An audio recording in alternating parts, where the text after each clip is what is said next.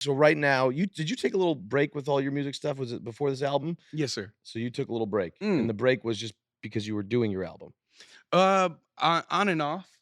Um, on and off, and working on it, and losing focus, losing momentum, losing drive. For a second, I just didn't want to make music, and Really? then yeah, and then something just changed, and I was like, "Fuck it, man. This is why I'm here." Um, What the hell would you do if you weren't making music though? Good question. Well, I- you've achieved a lot. You probably you've made some money too. You can kind of just chill and live Right. life at that point And too, right? And do what you want to do. But you still Right. got to have something. Well, What made you lose that passion? I don't know. As a kid and being at a certain part, what you love doing becomes a job.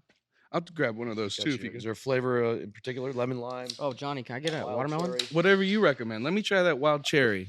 Those Wild are cherry. over The here. watermelon is on my hand. Do wild I got one of these right here. Hold on. I don't mind. I'll Watermelon's drink good? anything. Thank you very Same. much, sir. Yeah.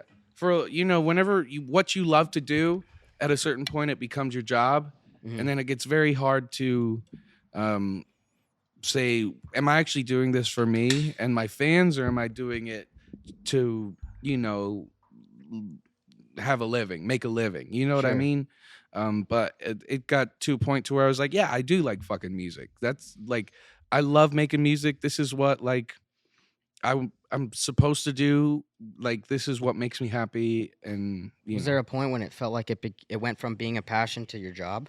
yeah, so that's like doing being on tour is very hard, and I love touring and I love singing songs with the fans, but on my body it's such an ass kicker. Yeah. And so I'm like, okay, and then Crazy. Dre would be like, okay, now we got to do promo, now we got to do all this shit, and I'm like, okay, all right. I just want to make music. Yeah, exactly. And it took a minute to get back to that, and I'm happy we're there now, and I love making music again, and I'm such a happy lad.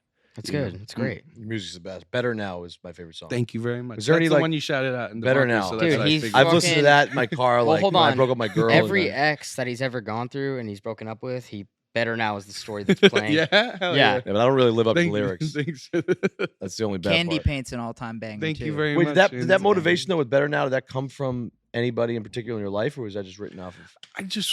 I like writing songs that loosely based on experiences, but songs that will, I guess, help out whoever needs help, and very much so, like people singing these songs and live and at the shows and shit, and that's just such a great feeling, because to see how many people have related to these songs and how many people it's helped, it's just super bitchin', man. It's so cool.